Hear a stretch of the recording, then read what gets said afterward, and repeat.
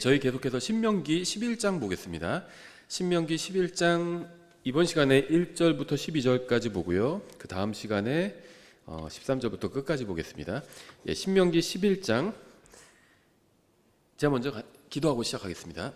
하나님 아버지, 저희들 주님의 말씀 앞으로 다시 나왔습니다. 이 말씀을 통해 저희가 주님께서 원하시는 그런 모습으로 변화될 수 있도록 도와주시기 원합니다. 예수님의 이름으로 기도드렸습니다. 아멘. 신명기 11장 1절부터 12절까지 한번 쭉 읽어보도록 하겠습니다. 신명기 11장 1절.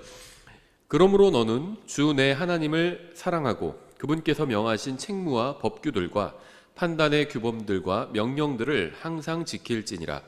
너희는 이날 알지니 내가 그분의 행적들을 알지도 못하고 보지도 못한 너희 자녀들에게 명하지 아니하노라.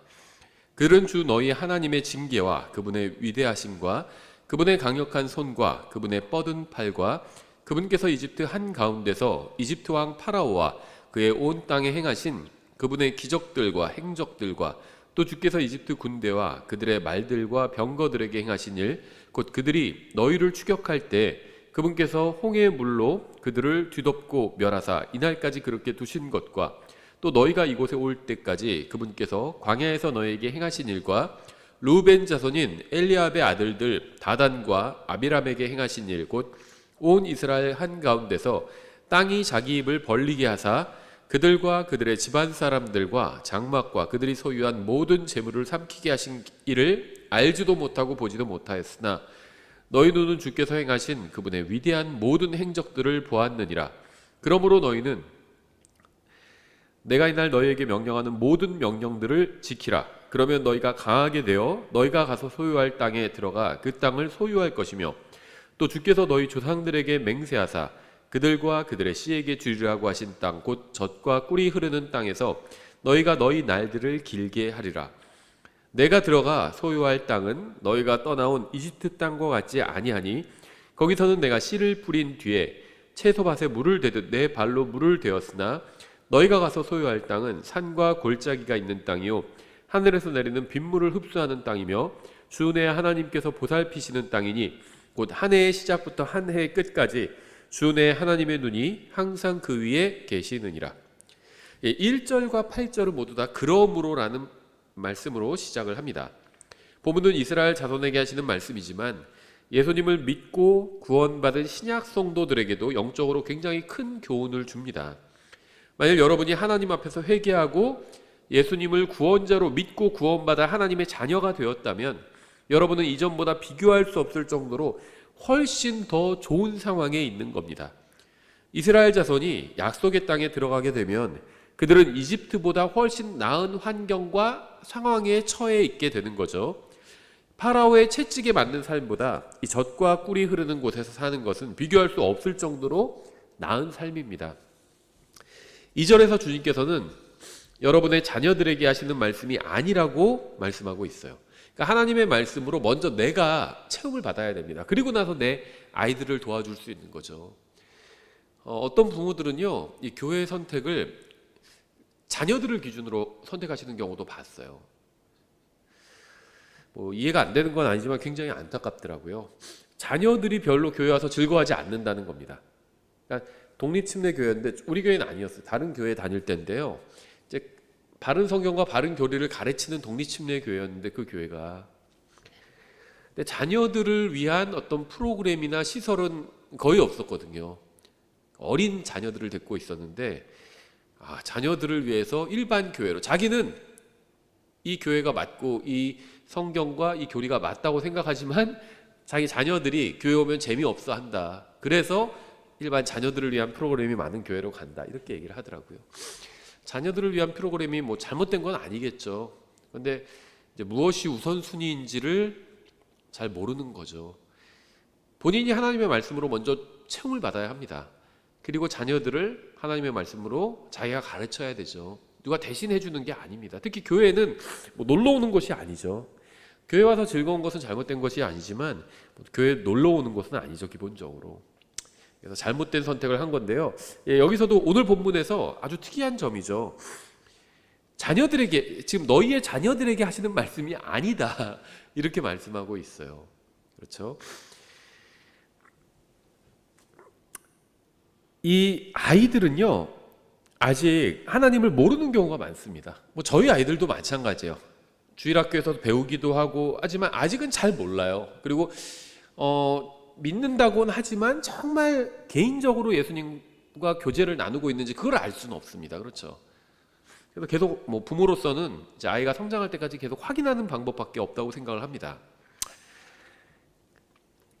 아이들은요, 우리가 어떤 축복을 받았는지 다 모릅니다. 그러니까 우리는 하나님을 지금 믿잖아요. 인생의 어느 시기에 하나님을 믿고 그 다음에 하나님을 주님과 동행하는 그런 인생을 살아왔습니다. 비록 죄를 짓고 잘못할 때도 많았지만 그래도 주님과 동행하는 인생이 얼마나 복된 인생인지 알고 있어요. 그리고 우리가 주님께로부터 얼마나 큰 복을 받았는지, 축복을 받았는지 우리는 알고 있습니다. 근데 아이들은 잘 몰라요.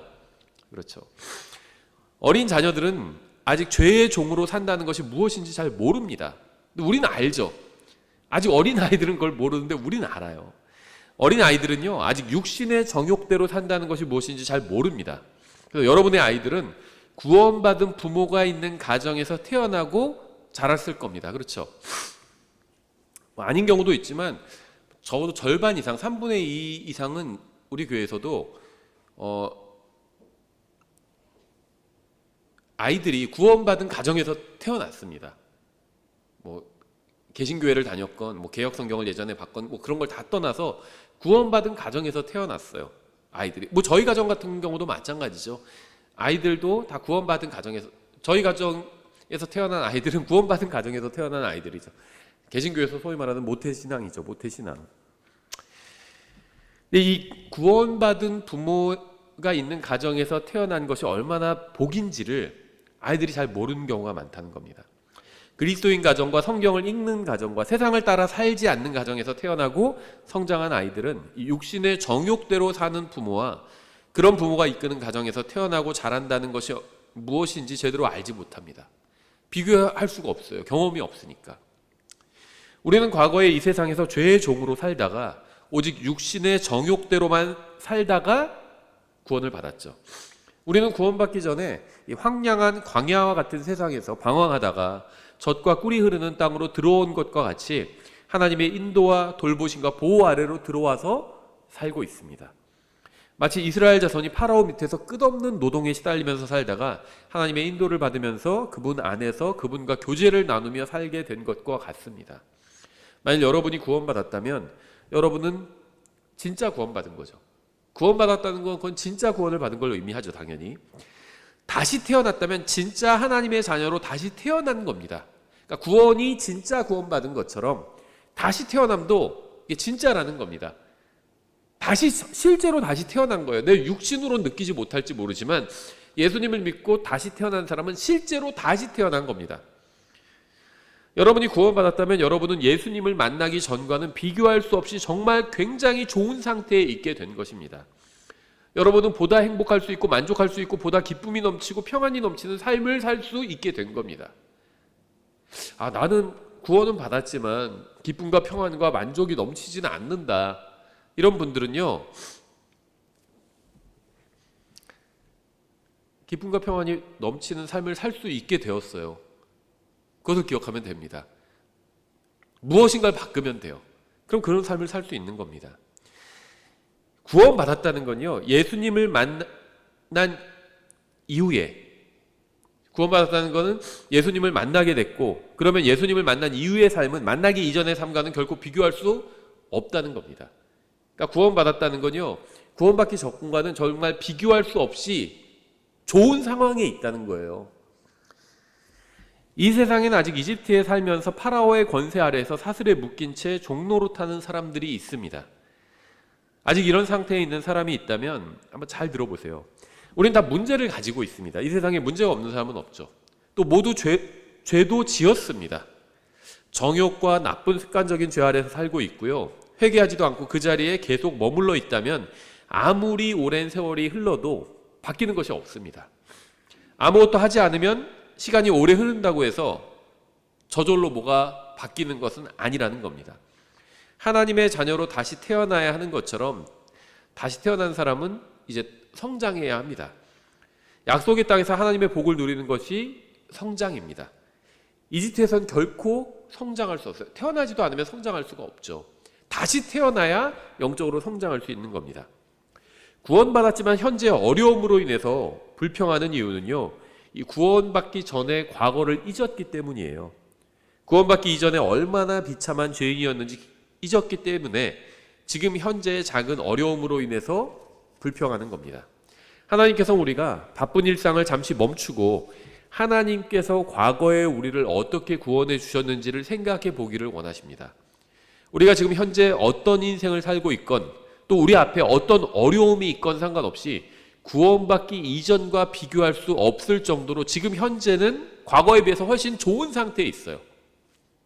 내가 그렇게 느끼건 느끼지 못하건 상관없이 구원을 받았다면 구원받기 이전과는 비교할 수 없을 정도로 좋은 상태에 있다는 겁니다. 팩트가 그렇다는 거예요. 나의 느낌과는 달리. 가나안에도요, 싸워야 될 적들이 있지만 이집트에서 노예 생활과 광야의 척박함과는 비교할 수가 없어요. 그렇죠? 비록 우리가 구원받은 이후에도 여전히 어려움 가운데 있지만 하나님께서 우리를 신실하게 인도해 주셨고 이 세상 그 누구도 그 무엇도 줄 수 없는 소망을 우리에게 주셨습니다. 우리는 잠시 멈춰서서 우리가 지나온 길들을 헤아려 볼 필요가 있습니다. 또한 우리가 앞으로 어디에 있게 될 것인지 생각해 본다면 큰 위로와 평안을 누릴 수 있어요.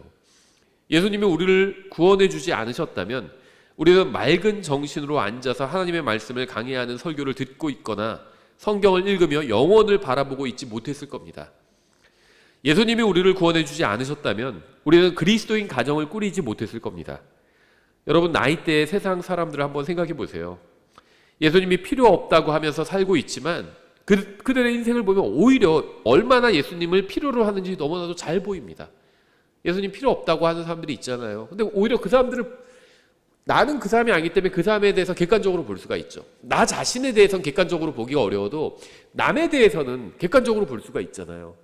예수님이, 그러니까 믿지 않는 사람들이 믿는 사람들을 함부로 판단을 하죠. 뭐 그들의 자유입니다. 근데 반대로 우리도 자유가 있어요.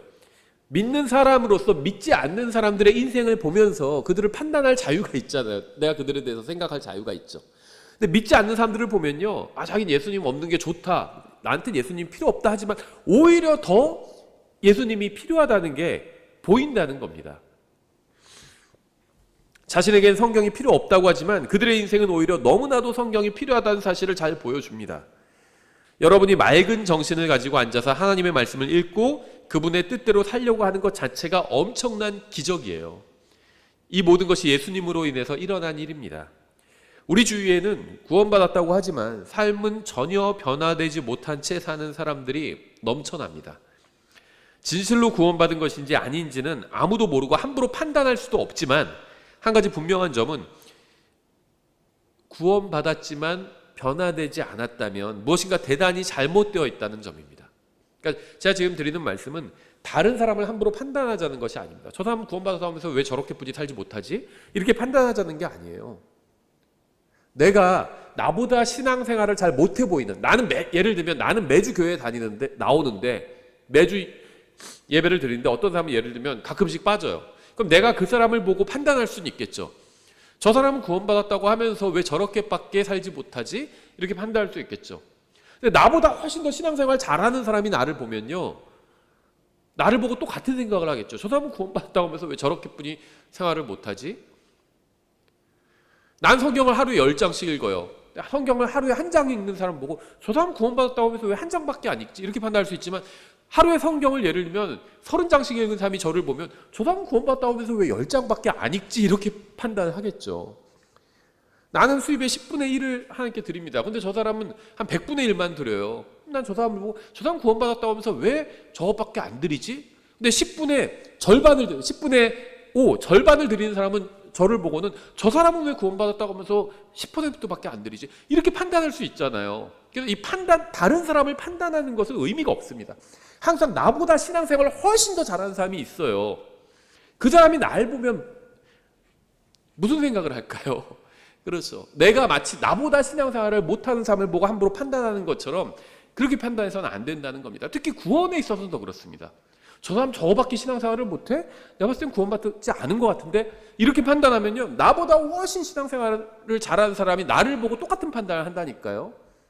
의미 없는 일입니다. 그래서 제가 지금 드리는 말씀은 다른 사람의 구원을 판단하자는 것이 아닙니다.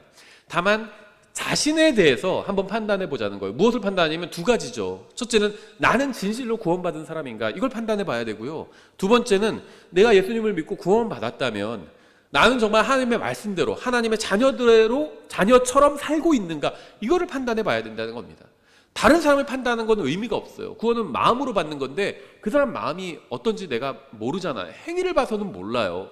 마음은 보통, 행위는요, 이 마음이 가는 대로 행위가 따라갑니다.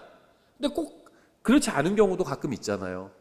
그리고 또 내가 어떤 사람을 보면 그 사람의 모든 것을 다 알고 다 보는 게 아니잖아요. 내가 보지 못한 면들도 있어요. 나는 그 사람이 하루에 예를 들면 한 장씩 성경을 읽은 줄 알았는데 내가 안 보는 데서 10장, 20장 읽을 수도 있는 겁니다. 몰라요, 그거는. 그래서 다른 사람을 함부로 판단하는 건 별로 유익하지 않다는 겁니다. 다만 나 자신을 판단하는 건 대단히 유익합니다. 내가 만약에 나 자신을 판단해 봤는데, 제가 두 가지를 판단해 본다고 그랬죠. 정말 구원받았는지. 근데 내가 자신을 판단해 보고 비춰보니까 내가 마음으로 믿은 적은 없어요. 내가 교회 열심히 다니고 봉사하니까 내가 구원받았다고 생각했는데 내가 예수님을 구원자로 영접한 적, 받아들인 적은 없어요. 그래서 내가 구원받지 못했다는 사실을 찾아내서, 판단해보고 찾아내서 예수님을 믿고 구원받았다면 이건 나에게 엄청난 유익을 주는 거잖아요. 또 내가 판단해보니까 구원은 받았어요. 분명히 예수님을 과거에 믿은 적이 있습니다. 분명하게 구원자로 믿은 적이 있어요. 구원을 받았어요. 그런데 하나님의 말씀대로 하나님의 뜻대로 살진 못해요. 하나님의 자녀답게 살진 못해요. 이걸 판단해 보니까 원인이 있어요. 내가 하나님의 뜻대로 살지 못하는 원인이 있습니다. 그걸 찾아냈어요. 그래서 그걸 제거해 버렸습니다. 그렇다면 또 나에게 굉장히 큰 유익을 주는 거잖아요. 그래서 자기를 하나님의 말씀으로 판단해 보는 것은 대단히 큰 유익을 줍니다. 다른 사람을 함부로 판단하는 것은 유익을 주지 못합니다. 대부분. 고린도전서 6장 9절 이렇게 말씀하고 있어요. 불의한 자들이 하나님의 왕국을 상속받지 못할 줄을 너희가 알지 못하느냐. 속지 말라.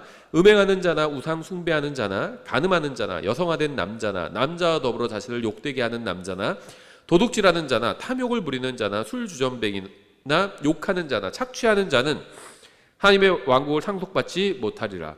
너희 중에도 이 같은 자들이 얼마쯤 있었으나 너희가 우리 하나님의 영에 의해 주 예수님의 이름으로 씻기고 거룩히 구별되어 의롭다고 인정받았느니라.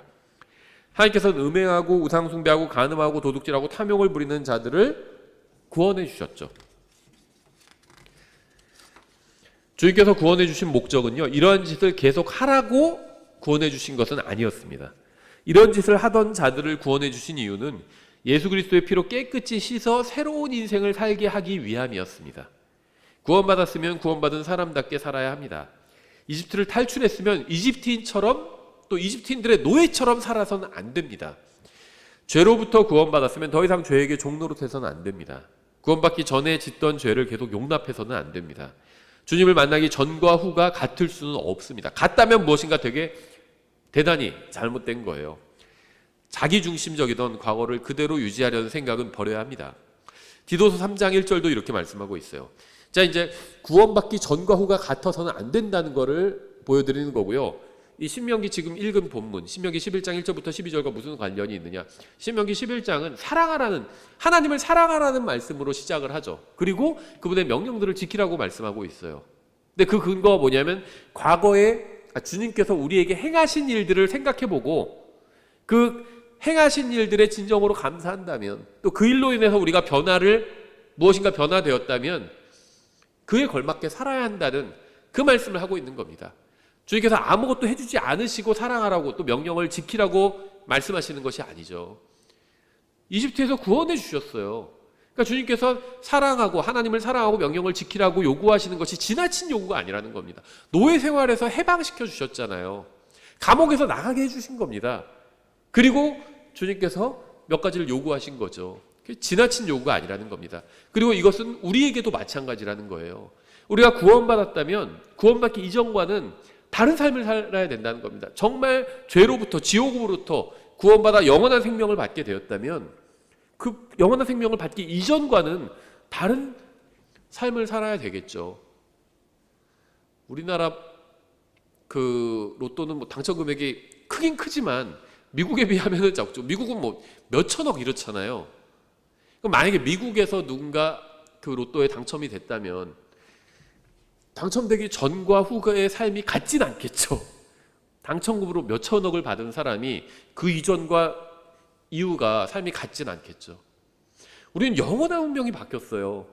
근데 바뀌기 전과 후가 동일하다면 삶이, 그건 대단히 무엇인가 잘못된 거죠. 디도서 3장 1절도 이렇게 말씀하고 있어요. 그들이 명령하여 권력들과 권능들에게 복종하고 행정관들에게 순종하며 모든 선한 일을 하도록 준비하게 하고. 구원받지 못한 사람의 특징은요, 권위에 복종하지 않으려는 겁니다. 우리는 모든 권위 위에 있는 최종적인 권위를 누가 가지고 있는지 잘 알고 있습니다. 그래서 우리는 하나님께서 권위를 부여해 주신 성경에 복종하고 영적 인도자의 인도를 또 따르는 거죠. 하나님께서는 그리스도인들에게 권위에 복종하라고 말씀하셨습니다. 그래서 우리는 하나님의 말씀에 반하는 것이 아닌 한도 내에서는 이 세상 권력에 복종하는 겁니다. 근데 이 말씀이요, 자기가 지지하는 정당이나 정치인이 집권을 하면 뭐 로마서 그렇죠 13장이나 무슨 이런 말씀, 권위에 복종하라는 말씀 가져와서 권위에 복종해야 됩니다 이럽니다. 근데 자기가 지지하는 정치인이 아니라 반대하는 정치인이 권력을 잡으면 이런 말씀에 순종하지 않아요. 나가서 막 데모해야 된다고 가르쳐요. 참 이상한 것 같아요. 성경은요, 뭐 정치적인 이런 게 없어요. 어떤 의미에서 보면 무슨 말이냐면요, 정치를 변화시키는 것은 우리의 사명과는 거리가 멉니다. 위에 있는 권력에게 복종해야 되죠. 이거는 대한민국이나 미국 같은 자유국가에서만 그런 것이 아닙니다. 북한이나 중국은 어떨까요? 거기는 공산당뿐이 없죠. 공산당이 권력을 잡고 있어요. 그럼 공산당한테 복종해야 된다는 겁니다. 저는 지금 뭐 공산주의가 좋다는 게 아니에요. 공산주의 저는 비성경적이라고 생각합니다. 하나님을 반대해요. 그렇죠, 공산주의는. 근데 어쨌건 간에 공산주의 그 지도자가 권력을 잡고 있어도 그 사람에게 복종해야 된다는 거예요. 물론 이제 하나님의 말씀을 어기는 것이 아닌 한도 내에서 그렇다는 거죠. 복종해야 된다는 겁니다. 하나님을 믿지 말라고 하거나 그런 거엔 복종할 필요 없죠. 하지만 그런 게 아닌 한은 복종해야 된다는 거예요. 왜냐하면요, 진리는 이 시간과 공간에 상관없이 진리입니다. 대한민국에서도 진리인 것은요, 중국과 북한에서도 진리예요. 2000년 전에 진리였던 것은 지금도 진리입니다. 그렇죠. 구원받는 방법은 진리에 속한 거죠. 예수님을 믿고 구원받는다. 이거는 진리입니다. 2000년 전에도 진리였고요, 지금도 진리입니다. 대한민국에서도 진리예요. 예수님을 믿고 구원받는 건. 북한이나 중국에서도 진리입니다. 예수님을 믿고 구원받는 것. 그게 진리인 것처럼 위에 있는 권력에게 복종하는 것도 진리입니다. 2000년 전에도 진리였고요. 사도 바울이 그렇게 썼잖아요. 지금 디도서에서. 지금도 진리예요. 대한민국에서도 진리고요. 중국이나 북한에서도 진리입니다. 상황에 따라서 바뀌지 않아요. 그건 진리가 아닙니다. 그건 상황윤리죠. 그런 것들은. 상황에 따라서 바뀌지 않아요. 진리는. 대한민국에서는 예수님 믿어야 구원받고 뭐 다른 데 가면 다른 거 믿어야 구원받고 그러지 않는다는 겁니다. 바뀌지 않는다는 거예요. 예, 계속해서 디도서 3장 2절. 아무도 비방하지 말며 말다툼하는 자가 되지 말며 부드러우며 모든 사람에게 온전히 온유함을 보이게 하라. 우리도 한때는 어리석고 불순종하며 속았고 여러 가지 정욕과 쾌락을 섬기며 악의와 시기 가운데 살고 증오하며 서로 미워하였으나 하나님을 향한 우리 구원자 하나님의 친절과 사랑이 나타나.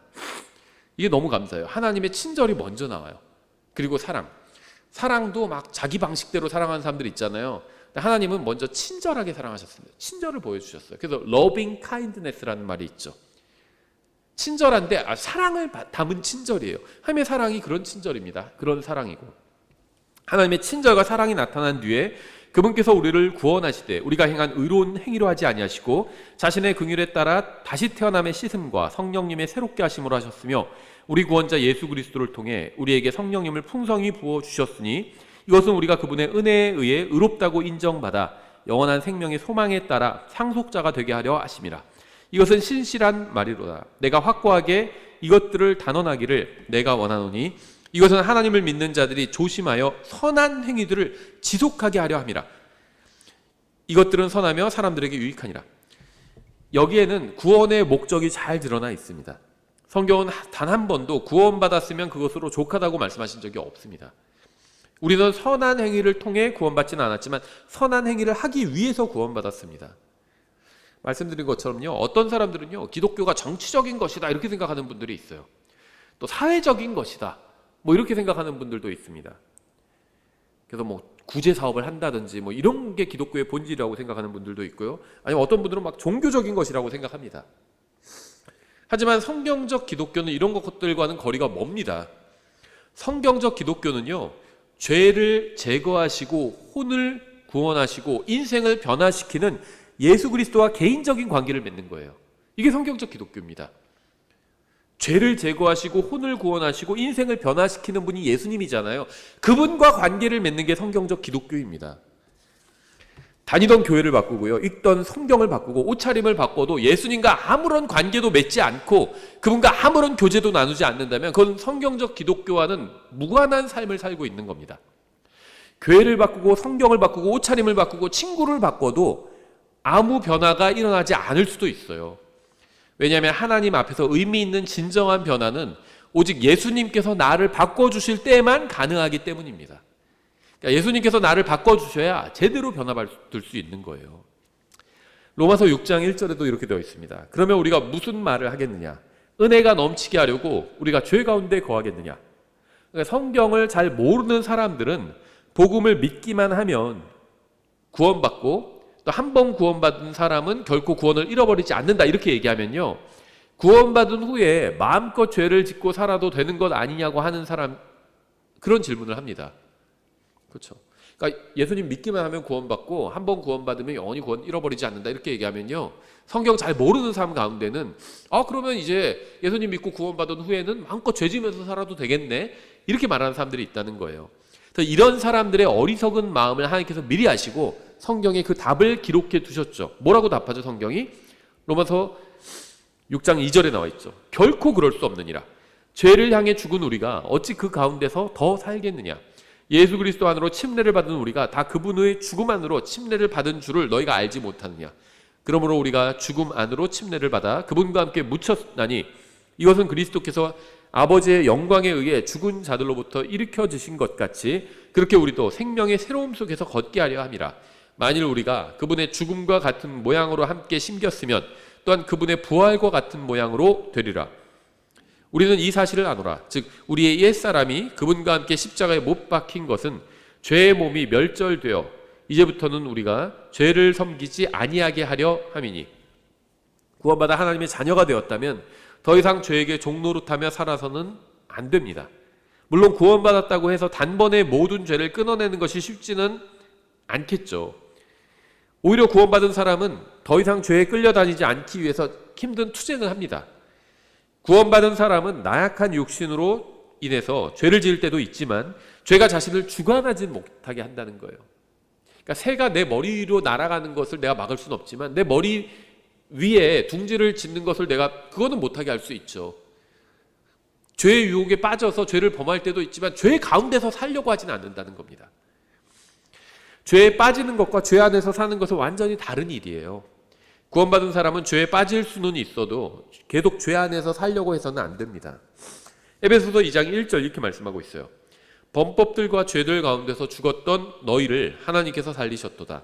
지나간 때에는 너희가 그것들 가운데서 이 세상 행로를 따라 걸었고 공중의 권세 잡은 통치자 곧 지금 불순종의 자녀들 안에서 활동하는 영을 따라 걸었느니라. 구원받지 못한 사람들 안에는 그들을 잘못된 길로 인도하는 영이 있다는 겁니다. 그렇죠? 불순종의 자녀들 안에서 활동하는 영을 따라. 그러니까 구원받지 않은 사람 안에는요, 뭔가 잘못된 영이 있어요. 악한 영이 있습니다. 미혹의 영이 있어요. 우리도 구원받기 전에는 그런 영의 인도를 따라서 살았습니다. 구원받지 못한 사람들이라고 해서 항상 잘못된 일만 하는 것은 아니죠. 다만 그들 안에 거하면서 그들을 인도하는 영이 그들을 잘못된 길로 인도하는데 아무 의심 없이 그 영들이 주는 생각을 따라간다는 겁니다. 이런 영들은 구원받은 사람 안에 거하시는 성령님과는 완전히 다른 영이에요. 우리가 하나님을 기쁘시게 해드려야겠다는 마음을 갖는 이유는 바로 우리 안에 계신 성령님께서 그러한 마음을 주시고 우리를 그렇게 인도해 주시기 때문이죠. 계속해서 에베소서 2장 3절, 지나간 때에는 우리도 다 그들 가운데서 우리 육신의 욕심 안에서 생활하며 욕심과 생각의 욕망들을 이루어 다른 사람들과 같이 본래 진노의 자녀들이었으나. 에베소 교회의 모든 성도는 구원받기 전인 과거의 죄를 지으면서 살았습니다. 그들의 죄는 이 세상 모든 사람의 죄와 본질적으로 같은 것이었어요. 그들은 육신과 생각의 욕망들을 이루는 죄에 빠져서 살았습니다. 구원받지 못한 사람들은 욕망이 이끄는 대로 살아갔습니다. 욕망이 이리 가라 하면 이리 가고 저리 가라 하면 저리 갔어요. 육신이 가라 하면 가고 오라 하면 오는 그런 삶을 살았습니다. 하지만 구원받은 사람은요, 육신과 욕망이 시키는 대로 사는 삶을 거부합니다. 때로는 육신과 욕망에 굴복하기도 하지만 다시 주님의 손을 잡고 주님과 동행하는 삶을 살고자 합니다. 구원받을 때 무엇인가 변화된 것이 내면에 있기 때문이에요. 에베소서 2장 4절, 긍휼이 풍성하신 하나님께서 친히 우리를 사랑하실 때 사용하신 자신의 크신 사랑으로 인해 참으로 우리가 죄들 가운데서 죽었을 때 우리를 그리스도와 함께 살리셨고 너희가 은혜로 구원을 받았느니라. 우리가 예수님을 구원자로 믿는 순간 하나님께서는 우리에게 새로운 생명을 주시고 우리를 다시 살려주셨습니다. 이 생명은 우리가 하나님의 뜻대로 살고자 하는 의지를 가지고 있고 우리가 하나님의 길로 걸어야 한다고 주장합니다. 계속해서 8절에 너희가 믿음을 통해 은혜로 구원을 받았나니 그것은 너희 자신에게서 난 것이 아니오 하나님의 선물이니라. 행위에서 난 것이 아니니 이것은 아무도 자랑하지 못하게 하려 함이라. 우리는 행위가 아닌 하나님의 은혜와 그 은혜를 통해서 주신 선물을 받는 믿음으로 구원받았습니다. 주의할 점은 구원은 목적이 아니라는 사실이죠. 계속해서 10절에 우리는 그분의 작품이요 그리스도 예수님 안에서 선한 행위를 하도록 창조된 자들이니라. 하나님께서 그 선한 행위를 미리 정하신 것은 우리가 그 행위 가운데서 걷게 하려 하심이니라. 하나님께서는 우리를 만드시고 또 우리를 구원해 주셨는데 그 목적은 우리로 하여금 선한 행위를 하게 하기 위함입니다. 순서가 굉장히 중요해요. 구원받은 후에 선한 행위를 하는 것이지 선한 행위를 해서 구원받은 것은 아니죠.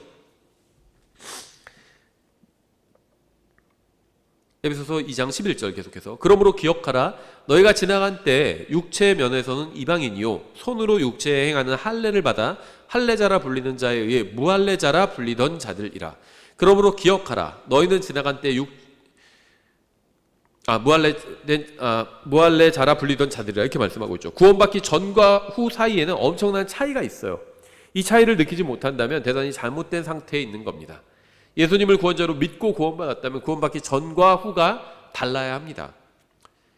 13절 한때 멀리 떨어져 있던 너희가 이제는 그리스도 예수님 안에서 그리스도의 피로 가까워졌느니라.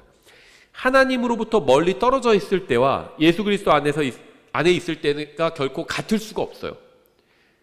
이집트에서 노예로 살았을 때와 이집트를 탈출해 자유인이 된 후가 같을 수가 없습니다. 만약 구원받기 전과 후에 아무런 차이가 없다면 자기가 구원받았는지 진지하게 한번 점검해 봐야 합니다. 계속 말씀드리지만 다른 사람을 점검하지 말고 자기를 점검해 보세요. 자꾸 다른 사람 점검해 보려고 하는 분들이 있어요. 자기를 점검해 보십시오. 다른 사람 점검해 보란 말 성경에 없어요. 자기의 구원을 확증하라고 그랬죠. 다른 사람의 구원을 어떻게 확증합니까? 우리가 못합니다. 자신의 구원을 점검해 보는 일은요 대단히 큰 유익이 있습니다. 만약 구원받지 못한 사실이 드러난다면 영원한 운명을 바꿀 수 있는 기회이기 때문이죠. 다른 사람이 모두 나를 구원받은 것으로 생각한다 해도 실제로 내가 구원받지 못했다면 그게 다 무슨 소용이 있습니까? 구원받은 척하면서 사는 것은요 아무 유익도 주지 못하는 어리석은 짓이에요. 구원받았다면 이제는 인생을 바꿔야 할 때입니다. 더 이상 구원받기 전처럼 육신의 욕망을 따라 살지 말고 하나님의 뜻대로 그분의 말씀을 따라 살아야 합니다. 100년이 지나도 후회하지 않을 인생을 살아야 합니다. 다시 신명기 11장으로 돌아와서 11장 1절 그러므로 너는 주 내 하나님을 사랑하고 그분께서 명하신 책무와 법규들과 판단의 규범들과 명령들을 항상 지킬지니라. 왜 하나님을 사랑하고 그분의 명령들을 항상 지켜야 할까요? 2절 너희는 이날 알지니 내가 그분의 행적들을 알지도 못하고 보지도 못한 너희 자녀들에게 말하지 아니하노라. 그들은 주 너희 하나님의 징계와 그분의 위대하심과 그분의 강력한 손과 그분의 뻗은 팔과 그분께서 이집트 한가운데서 이집트 왕 파라오와 그의 온 땅에 행하신 그분의 기적들과 행적들과 또 주께서 이집트 군대와 그들의 말들과 병거들에게 행하신 일 곧 그들이 너희를 추격할 때 그분께서 홍해의 물로 그들을 뒤덮고 멸하사 이날까지 그렇게 두신 것과 또 너희가 이곳에 올 때까지 그분께서 광야에서 너희에게 행하신 일과 하나님께서 우리에게 행하신 일로 인해서 우리는 하나님을 사랑하고 하나님의 명령들을 지켜야 합니다. 7절 너희 눈은 주께서 행하신 그분의 위대한 모든 행적들을 보았느니라. 그러므로 너희는 내가 이날 너희에게 명령하는 모든 명령들을 지키라. 그러면 너희가 강하게 되어 너희가 가서 소유할 땅에 들어가 그 땅을 소유할 것이며 하나님께서 우리에게 놀라운 일을 해주셨고 우리는 그러한 사실을 잘 알고 있습니다.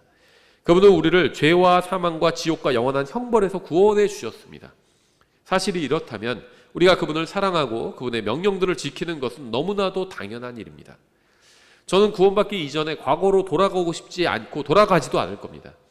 물론 이 세상에서 사는 동안에 제 앞에 많은 어려움이 있을 거예요. 제가 주님의 뜻대로 살고자 하면 할수록 그 어려움은 또 더욱 커질 겁니다. 경건하게 살고자 하는 사람들이 박해를 받는다고 말씀하고 있잖아요. 하지만 그렇다고 해서 구원받기 전에 과거로 돌아가고 싶지는 않습니다. 저는 그럴 때마다 주님께서 저에게 행하신 일들을 생각해 봅니다. 주님께서 저에게 베풀어 주신 은혜를 생각해 봅니다. 그러면 제가 과거 주님을 모르던 시기로 돌아가야 될 이유는 완전히 사라져 버리게 됩니다. 10절 내가 들어가 소유할 땅은 너희가 떠나온 이집트 땅과 같지 아니하니 거기서는 내가 씨를 뿌린 뒤에 채소밭에 물을 대듯 내 발로 물을 대었으나 너희가 가서 소유할 땅은 산과 골짜기가 있는 땅이요 하늘에서 내리는 빗물을 흡수하는 땅이며 이집트는 비가 충분히 내리지 않는 땅이었어요. 오직 나일강에 의지해서 살아가는 땅이었습니다. 그래서 나일강의 신을 섬기는 그런 짓을 했었죠. 하지만 하나님께서 이스라엘 자손을 인도해 주신 이 가나안 땅은요 비가 풍족하게 내리는 땅이었습니다. 이집트는 땅과 기온과 거주민이 좋지 않은 곳이었어요. 그곳으로 다시 돌아가야 될 이유가 전혀 없었습니다. 12절 주 내 하나님께서 보살피시는 땅이니 곧 한 해의 시작부터 한 해의 끝까지 주 내 하나님의 눈이 항상 그 위에 있느니라 계시느니라.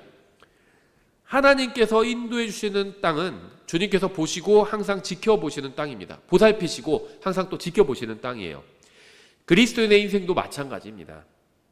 비록 때로는 이 세상에서의 우리 인생이 어렵고 힘들긴 하지만 주님께서 말씀 가운데 걷는 우리를 항상 지켜보시고 인도해 주십니다. 주님과 동행하는 말씀을 따라 걷는 인생은 주님께서 복을 주시는 길입니다. 잠시 즐기는 쾌락을 위해서 이 길에서 이탈하는 어리석음을 범하지 말아야 합니다. 예수님과 동행하는 인생보다 나은 인생은 이 세상에 없습니다. 구원받은 후에 보내는 최악의 날도 구원받지 못한 채 보내는 최고의 날보다 비교할 수 없을 정도로 좋습니다. 구원받은 사람은 이것이 무슨 말인지 이해할 겁니다. 이 말이 이해가 되지 않으면 예수님을 여러분의 혼을 구원할 수 있는 유일한 구원자로 받아들여야 합니다. 그런 후에 예수님을 여러분의 인생을 가치 있게 변화시킬 수 있는 유일한 주님으로 또 받아들여야 합니다. 그러면 영적으로 성장해 가면서 구원받은 사람의 최악의 날도 구원받지 못한 사람의 최상의 날과 비교할 수 없을 정도로 좋다는 말의 의미를 알 수 있게 됩니다. 그래서 오늘 저희가 신명기 11장 1절부터 12절까지 살펴보고 이 말씀을 그리스도인들에게 영적으로 적용해 봤는데요. 구원받은 이후의 삶과 구원받은 이전의 삶은 달라야 한다는 것. 구원받은 사람은 구원받기 전처럼 살아서는 안 된다라는 한마디로